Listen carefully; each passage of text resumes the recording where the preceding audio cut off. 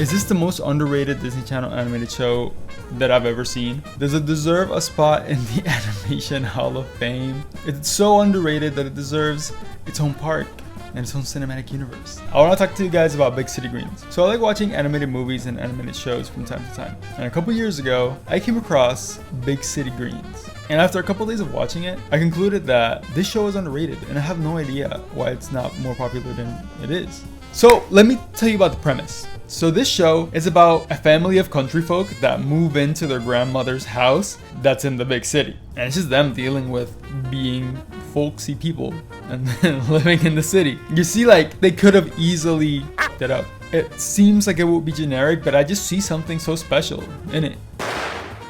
Alright, so this is how this video is gonna go.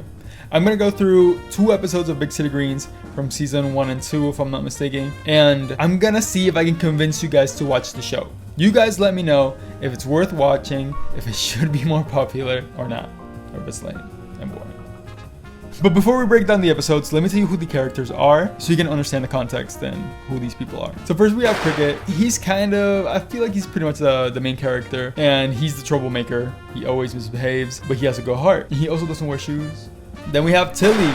Tilly is Cricket's big sister. She's weird and she's quirky in the best way. And she loves animals and she's really kind and she cares about people's feelings.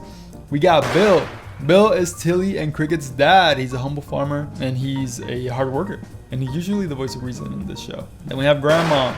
Grandma is almost like the opposite of Bill. She's erratic, rude, and violent. And she has strong opinions about things, and she loves her family. Then we have Gloria. I think she doesn't really become a main character until a little bit later. Gloria is like a typical millennial, or like a typical young person living in a city. She's artsy, and she has dreams that she's not really fulfilling. And she's working in a cafe, and she's just like struggling and trying to get by in this city. And episode summary. All right, let's get to it.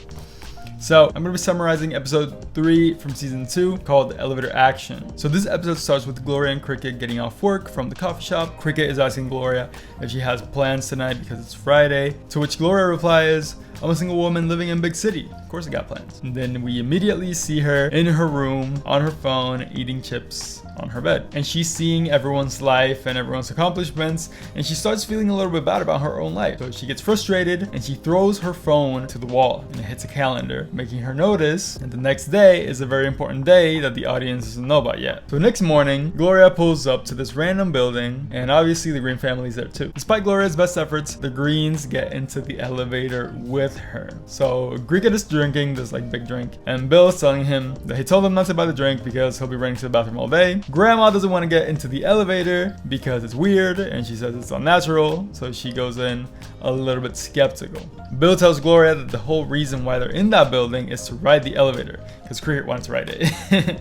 Because a big glass window, Cricket says, will make them feel like they're flying. So obviously, as soon as Gloria tells the Greens that she's in a hurry and that she's doing adult stuff, Cricket presses all of the buttons of the elevator, prompting Gloria to try to undo what Cricket did because it's gonna make her late, and that makes the elevator go crazy and eventually get stuck. Tilly decides to immediately give up and claim a corner of the elevator because she thinks that this is like the new post-apocalyptic world that they're living in, and these are the rules of this new elevator society.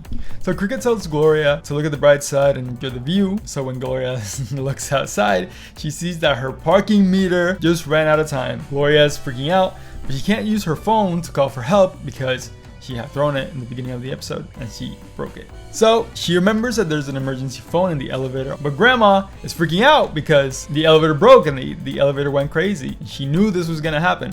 So she's freaking out and she's making so much noise that the person on the other side of the line can't hear Gloria. So naturally, the Greens accidentally break the emergency phone. Tilly takes a scrap metal because she's living that apocalyptic life and it's valuable in her new way of life.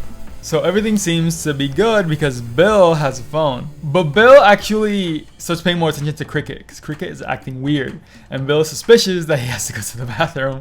He had said earlier that he knew he couldn't drink the drink and all that stuff. So Bill's focusing on that. instead of giving the phone to Gloria.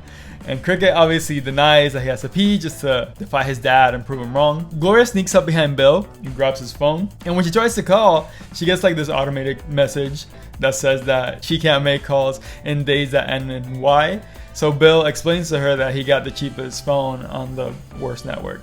Gloria's, she's sad. Tilly tries to comfort Gloria while still embracing her new post-apocalyptic lifestyle, which works until Tilly tells Gloria that they'll probably have to end up eating each other. And Gloria's done with all this weird stuff, so she starts banging desperately on the elevator door, and she hears a voice of the people outside telling them that they managed to open the outside doors of the elevator, because there's two sets of doors, one on the inside, one on the outside.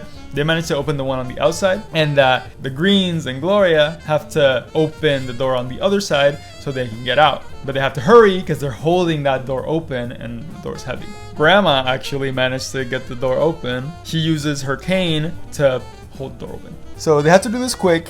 But Bill makes him hesitate because he feels like it's not safe. So Cricket is freaking out because he has to pee. So he tries to jump out, but Bill catches him right before the doors close. Grandma's cane snaps. So Bill tells Cricket that he knows what he's talking about and that Cricket should listen to him every once in a while. This like little interaction between Bill and Cricket makes Gloria have this reaction where she lashes out, and she tells Cricket to be grateful that if she had someone looking out for her, then she wouldn't be leaving Big City. And obviously this is the shock of the episode. So it shocks the family because we don't know what her big day was until now.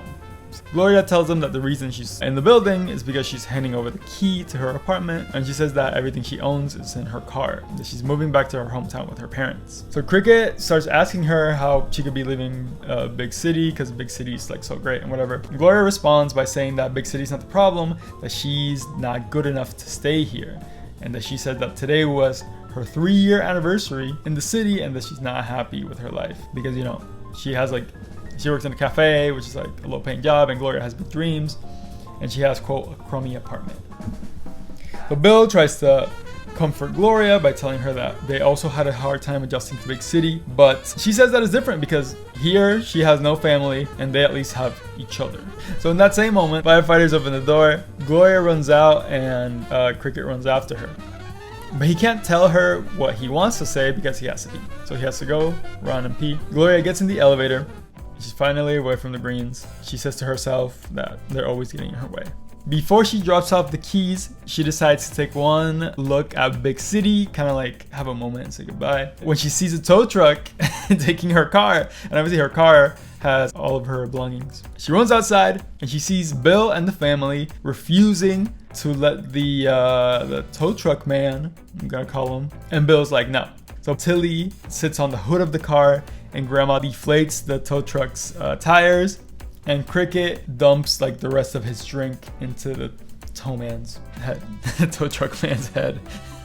They successfully saved Gloria's car, and Gloria's touched by the fact that they stood up for her. And the Greens tell her that she'll never be alone in Big City because she has them, which is funny because it's the family that's always annoying the fuck out of her. So Gloria obviously decides to stay because she's moved by them trying to help her, standing up for her. And the Greens help Gloria move back in. They order pizza, and Cricket gets 4 mega gulp tubby punches, which is basically telling us that he didn't learn his lesson. I just like these characters. I like that Gloria is like a bit of a complex character, and I just like the whole dynamic that they have and the message of it. Very positive, very nice. Moving on, Grandma's License, episode 5, season 1. This episode starts with Bill doing his farmer stuff when Cricket and Tilly ask him if he can drive them to get some frozen yogurt. But Bill has some farming to do. So Cricket tells him that he's gonna ask Grandma, but Bill thinks this isn't a very good idea because Grandma hasn't driven in a while. Grandma overhears them and she says that she can do it, and they go to the old garage and they reveal Grandma's Abraham Motors car. I don't know how the kids didn't know about this car because they go to that garage all the time. But right next to the car, there's a shelf with like driving trophies or whatever. And she says that people used to call her Hot Rod Alice. So they head off on Grandma's old car and they immediately crash into a police car. So the cop she hit is Officer Keys, which is like the only cop in the city. So he asked to see her license, only to find out that it had expired before Keys was even born. So Grandma tries to flirt her way out of the ticket, but it doesn't work.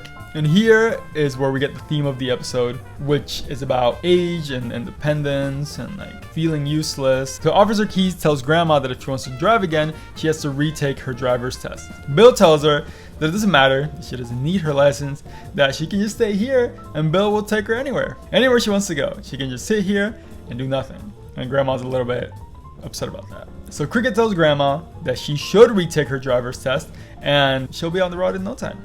But Grandma doesn't want it. So Tilly concludes that she just needs a bit of a confidence boost. And they decide to build her like an obstacle course that's gonna help her practice for her test. And for this obstacle course, for this little practice session that they're having, Grandma's gonna be using the lawnmower. So Grandma doesn't want to in the beginning, but Tilly guilt trips her. So in the beginning, Grandma's actually doing pretty well, even evading the obstacles that Tilly's throwing her way, which is like a baby, and then the same baby as a teenager. So Grandma gets cocky and she decides to crank it up to rabbit. So she starts going really fast and the next obstacle catches her by surprise. So she swerves to avoid it and it makes her jump off the track and she starts crashing into several things, including the old garage. So Grandma gets sad and she basically gives up. So Cricket decides to try and trick her into driving again. So Cricket takes her glasses and he lures Grandma into Bill's truck. And she's like, oh, now that you're in the truck, you have to drive because we're on the road.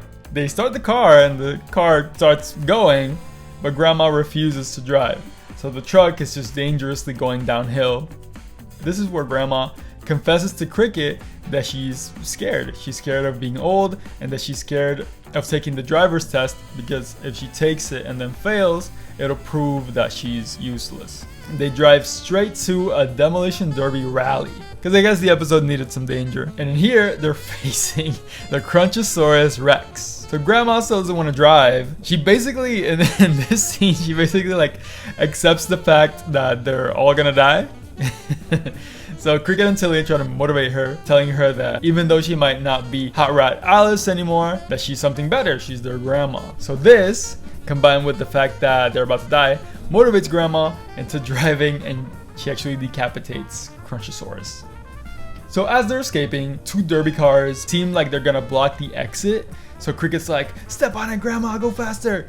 But Grandma decides to stop and use her turn signal and slowly leave, basically showing that she learned she has to take it a little bit slower now. So, in the end of the episode, Grandma takes her driver's test and she passes it, but she gets a restricted license that doesn't allow her to drive on freeways or at night, which is great. So, what do you guys think? Are you guys gonna watch it? Do you guys think it's underrated? I think it's underrated. Obviously, it's for kids. Obviously, it's like chill, wholesome. If you guys want to watch fucking Interstellar or The Godfather, go ahead and watch it. This isn't that.